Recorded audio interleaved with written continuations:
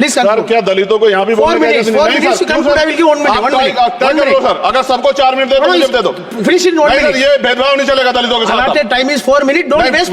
भाई सर, आप क्या करो अगर सबको 4 मिनट दिए तो? आप मना करो, मैं बंद कर देता हूँ उसको। सर, ये संविधान है कि आप वहां बैठे हैं और मैं यहाँ खड़ा होकर अपनी बात रख रहा हूँ। मैंने बहुत सारे दोनों पक्ष के और जितने भी हमारे मेंबर है सुना सर, उनको बड़े बड़े नेता हैं सर। इसके भाग 1 में लिखा हुआ है India that is Bharat, Hindustan नहीं लिखा हुआ है सर। लेकिन सारे नेता संविधान पर चर्चा कर रहे हैं, लेकिन हिंदुस्तान ही कहेंगे, भारत कहने की हिम्मत नहीं जुटा पा रहे। धन्यवाद सभापति जी। आगे सर, आगे। आज हम संविधान की गौरवशाली यात्रा पे बात करने के लिए चर्चा कर रहे हैं। कल से ये चर्चा चल रही है सर। मैंने बहुत सारे दोनों पक्ष के और जितने भी हमारे मेंबर है सुना सर, उनको बड़े बड़े नेता हैं सर। इसके भाग 1 में लिखा हुआ है India that is Bharat, Hindustan नहीं लिखा हुआ है सर।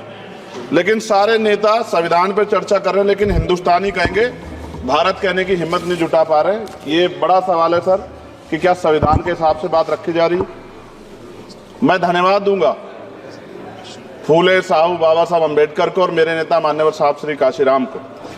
25 नवंबर 1949 को संविधान को सौंपते हुए डॉक्टर बाबा साहब अम्बेडकर ने कहा था कि 26 जनवरी 1950 को हम विरोधाभास भरे जीवन में प्रवेश करने जा रहे हैं। राजनीतिक जीवन में तो हमारे पास समानता होगी, लेकिन सामाजिक और आर्थिक जीवन में असमानता होगी। क्या ये चुनौती आज 75 साल बाद दूर हुई है?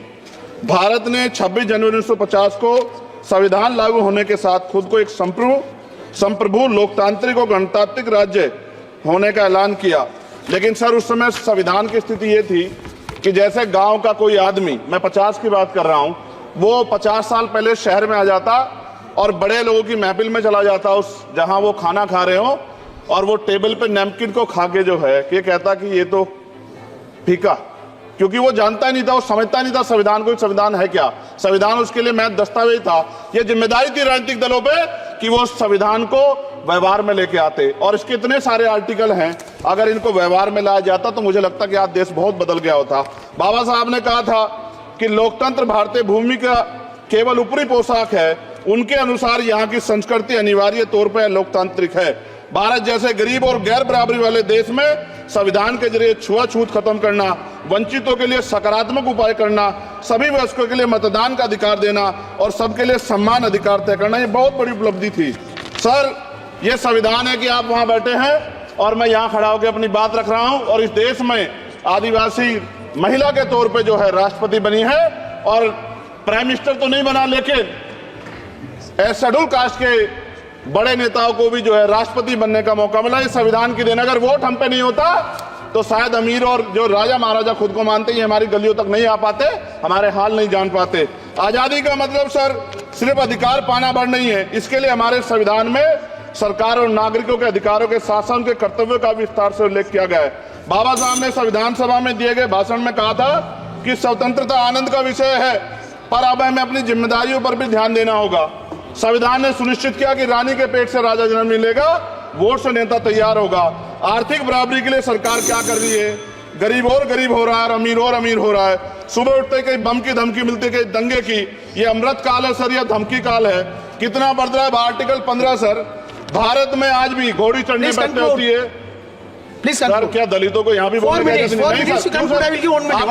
नहीं? सर, अगर सबको 4 मिनट दे दो, मुझे दे दो। Finish in 1 minute. ये भेदभाव नहीं चलेगा दलितों के साथ। Time is 4 minute, don't waste. भाई सर, आप क्या करो अगर सबको 4 मिनट दिए तो? आप मना करो, मैं बंद कर देता हूँ उसको।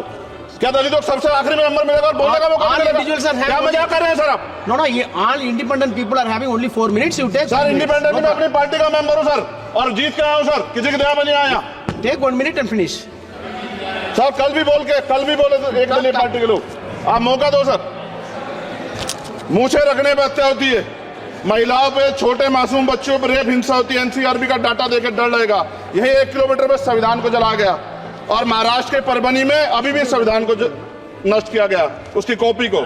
आर्टिकल 25-26 में संविधान में सभी को धार्मिक आजादी। कहाँ है दलितों की, मुसलमानों की, जैनों की, बौद्धों की, ईसाइयों की? छत्तीसगढ़ में सतनामी समाज को संविधान की अपनी धार्मिक आजादी के आधार पर जो है उनको अपमानित करके जेल में बंद कर दिया। संभल, अजमेर, अयोध्या सब इसका उदाहरण है। आज ये सरकार आलोचना डरती है। कितने लोग जेल में बंद है? मिरान हैदर, खालिद सैफी, उमर खालिद और खान, सिफा खान, गुलफ्शा फातिमा और आजम खान साहब राजनीतिक विरोध में बंद है। सरकार यहाँ बैठी है, सरकार सामाजिक न्याय की बात करती है। बताए कितने दलित मुख्यमंत्री बना रखे हैं आपने? 13 ज्यादा सरकार स्टेट में सरकार है। कितनी महिला मुख्यमंत्री है? आपकी सरकार ने सुप्रीम कोर्ट के आदेश के बाद रिजर्वेशन प्रमोशन में जारी नहीं किया, और ओबीसी को पॉलिटिकल रिजर्वेशन आप देंगे नहीं देंगे, आप बताने का काम करें। मैं 75 साल की गौरव यात्रा में हम एक सभ्य समाज नहीं बना पाए, इसलिए जाति आधार पर SC ST OBC के बच्चों को प्राइमरी स्कूल से लेकर उच्च संस्थानों में भेदभाव किया जाता है। सरकार निरंकुश हो गई, कोई बुलडोजर से कार्रवाई करता है। कल मंत्री जी ने कहा हमने राष्ट्रीय पिछड़ा वर्ग आयोग बनाया, 69 शिक्षक भर्ती में उसकी सिफारिशों को नहीं माना। EWS के जरिए आपने संविधान पे आरक्षण के प्रावधान पे हमला किया। 1 मिनट में खत्म कर रहा हूं सर। संविधान सर, न्यायपालिका में आर्टिकल 124 ये कहता है सर, ये अधिकार जो है, प्लीज कंक्लूड सर 1 मिनट में प्लीज संविधान में न्यायाधीशों की नियुक्ति का अधिकार राष्ट्रपति के द्वारा होना चाहिए, अभी तक नहीं हो रही है। All India judicial service commission कब बनेगा? क्या चंद परिवार ही सर जज बन सकते हैं? और आज हम सर, मैं सरकार से सवाल पूछना चाहता हूं सर, सेवाओं में SC ST OBC वर्ग का कितना प्रतिनिधित्व है? भारत सरकार के मंत्रालयों के अधीन PSU में, बैंकों, बीमा कंपनियों में और स्वच्छता संस्थानों में आउटसोर्स तथा कॉन्ट्रैक्ट पर वर्तमान कार्यरत कर्मचारियों कुल कितनी संख्या है? आउटसोर्स और कॉन्ट्रैक्ट में कार्यबल SC ST OBC कितना प्रतिशत है? निजी क्षेत्रों में कार्यरत कर्मचारी, उनके SC ST OBC की वर्ग लाभ। सर खत्म कर, लास्ट पॉइंट सर, मैं फिर स्पष्ट तौर पर कह रहा हूं सर, यहां बैठे SC और OBC के मेंबर से कह रहा हूं सर, उनको सामाजिक जिम्मेदारी का ध्यान भी रखना चाहिए। पार्टी के प्रति वफादारी के साथ साथ अपने वर्गों के प्रति ईमानदारी भी रखनी चाहिए। ईमानदारी नहीं होगी तो उन वर्गों का भला नहीं हो सकता।